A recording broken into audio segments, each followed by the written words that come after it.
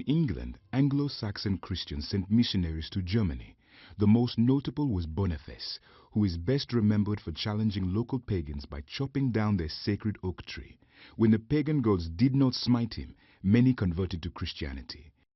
In his old age, after years of successful ministry, Boniface and his companions were ambushed by a gang of militant pagans and murdered.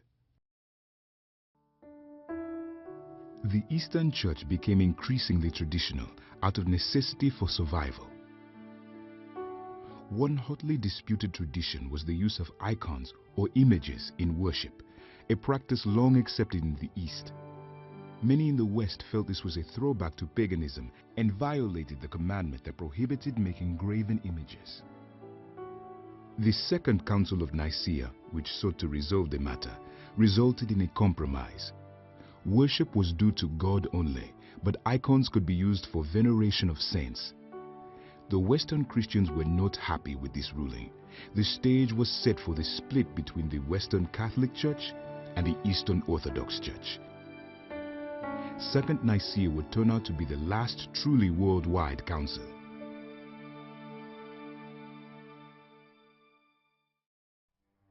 In the 8th century, Islam expanded as far as Spain.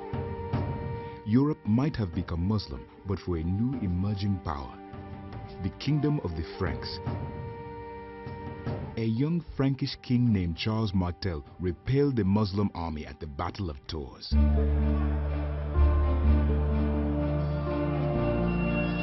His grandson Charles pushed the Muslims back into northern Spain. Charles also came to the defense of Pope Leo III, who was under investigation for corruption.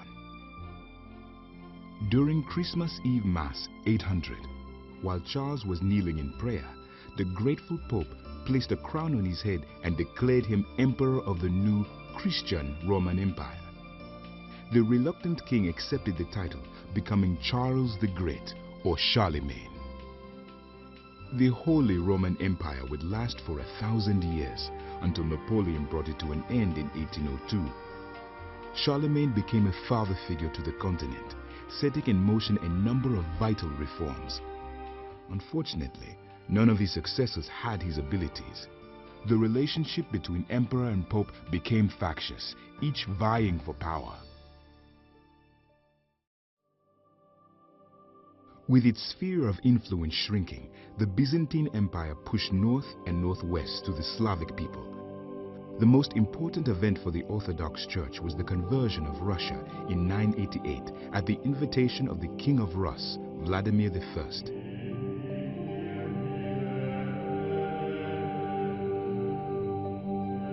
His mother Olga had been a Christian and envisioned Moscow as the third Rome.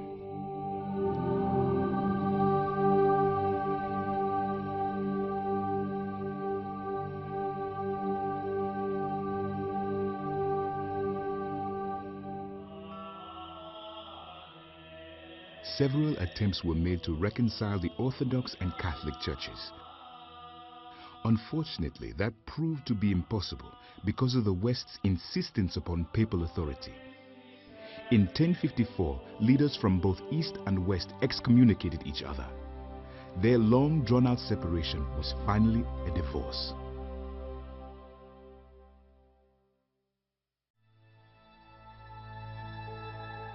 After 4 centuries of Islam's aggressive advance, church leaders wanted to take back the Holy Land. The Catholic Church instigated 7 major crusades over a 200-year period.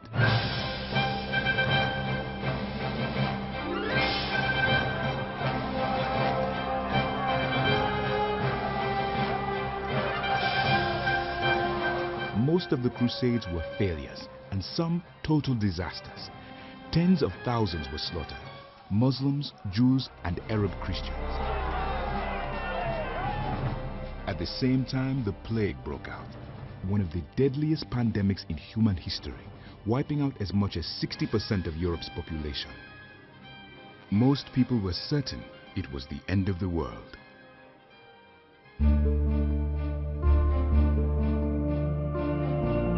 The Crusades did, however, open up trade routes, causing commerce to flourish. Once again, money flowed to and from Europe. New wealth led to the growth of cities and a new class, the bourgeoisie, meaning people from the city, people who made their wealth by trade and later by industry. This led to the end of feudalism in the West and the beginning of capitalism. To counter the excesses of the new affluence, poverty-based monastic orders appeared, which supported themselves by begging. Most prominent were the Dominicans and the Franciscans, who took the gospel along the Silk Road to Central Asia and China in the 13th century. The Franciscans were started by Francis of Assisi, perhaps the most beloved Christian of the Middle Ages. Meanwhile, the church grew very wealthy, owning as much as a third of the land in Europe. The papacy reached its zenith with Pope Innocent III. He made it a capital offense to read the Bible in any language but Latin. No pope before or since has wielded as much power, and he called himself the supreme sovereign of the world. After Innocent III's death, the papacy slid into rapid decline, including a 70-year period when the papacy was in France. This resulted in the Great Papal Schism, in which there were as many as 3 competing popes. In 1453, Constantinople fell to the Ottoman Turks. The center of Christian gravity was now solidly in Western Europe. Time and again, earnest Christians called for reform. They were usually met with violent resistance.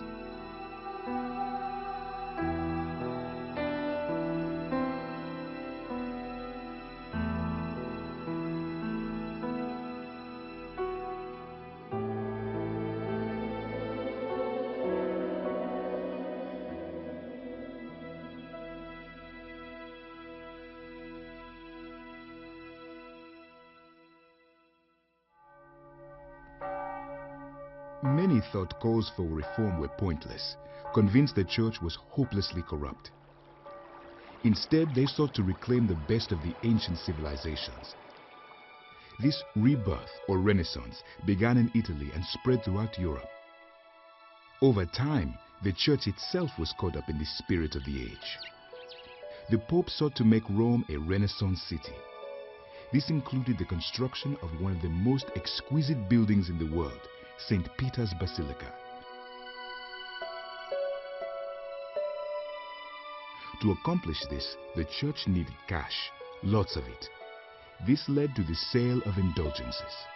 An indulgence was a papal certificate designed to provide proof of the forgiveness of sins.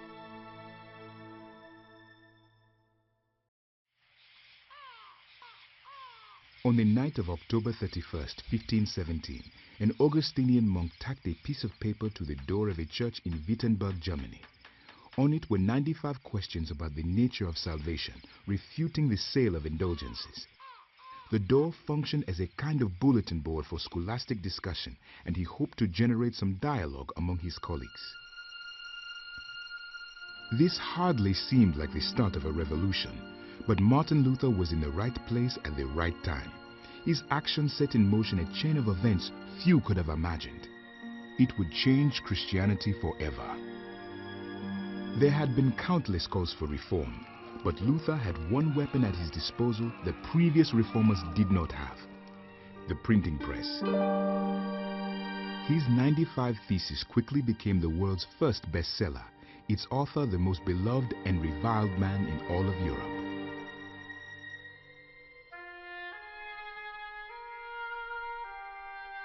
The Catholic Church was largely unprepared for the Reformation.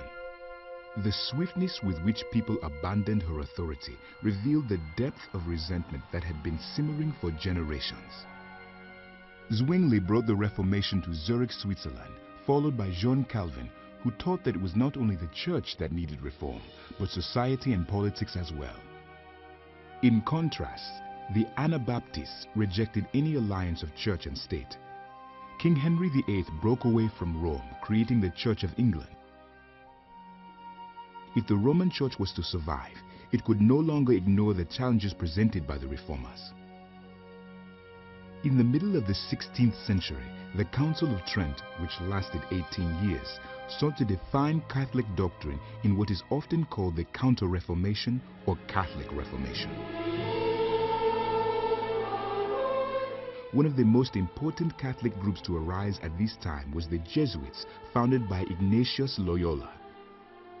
Many were fiercely anti-Protestant, yet the Jesuits sent numerous missionaries to the New World, North and South America, and to the East.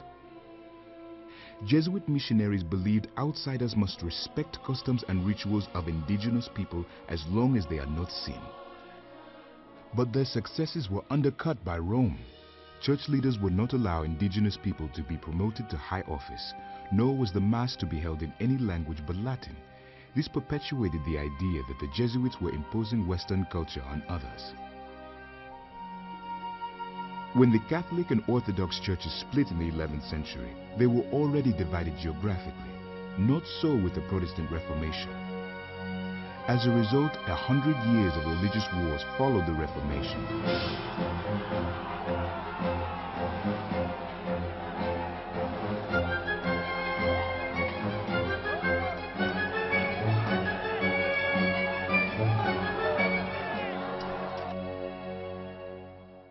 Many Christians were certain it was the end of the world. These wars and internal conflicts gave rise to rationalism, as intellectuals sought to bring order to this volatile state. In Great Britain, rationalism led to deism, the belief that God is not involved in the affairs of men. In France, it led to the bloody French Revolution, which greatly reduced Rome's power and influence. Others placed more emphasis upon a personal experience of God. John and Charles Wesley founded the Methodist movement, which sprang out of the Church of England.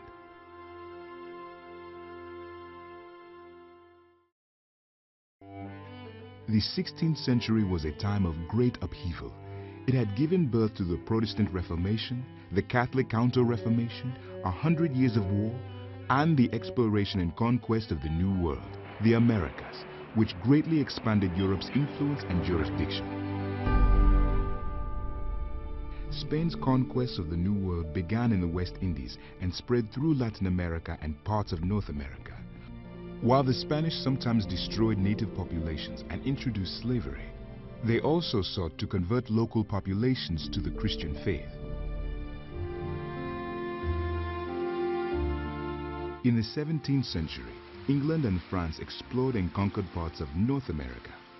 The British colonies in North America were made up of various Christians longing to get away from the religious persecution in Europe, the Puritans, the Pietists, the Quakers, the Baptists, and so forth. In the 18th century, a revival called the Great Awakening swept through the colonies. The most important leader in this movement was a Calvinist preacher named Jonathan Edwards. Calvinism played a vital role in the founding of the United States of America. For the first time since the days of Constantine, Christianity in Europe was marginalized. Many Christians were certain it was the end of the world and launched what has been called the Great Protestant Missionary Century.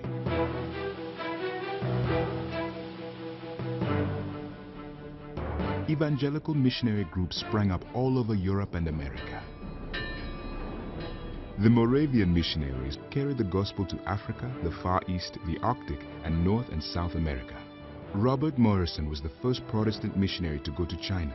Robert Moffat went to Africa, William Carey to India, Hudson Taylor to China, Robert Bruce to Iran, David Livingstone to Central Africa, Methodists went to Argentina, Presbyterians to Korea, Baptists to Northeast India, Anglicans to Nigeria, Congregational missionaries to the Pacific Islands, and on and on.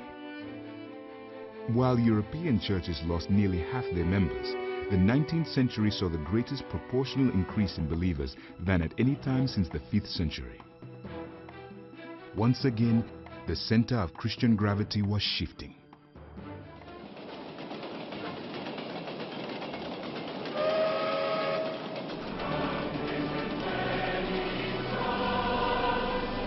The culmination of a century of Protestant missions was a missionary conference held in Edinburgh, Scotland in 1910, chaired by John Mott. It marked the beginning of a modern ecumenical cooperation in missions.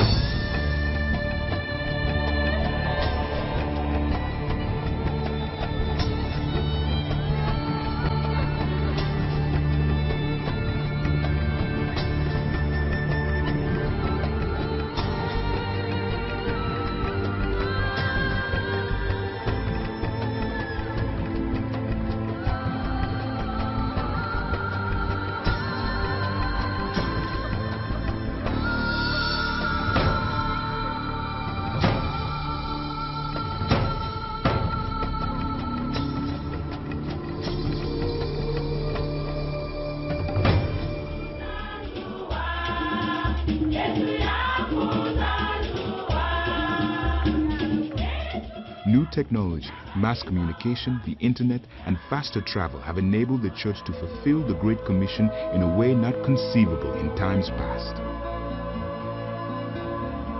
Every generation of Christians, from the apostles onward, is convinced that their generation is the last one before Christ returns. But one of them will be right.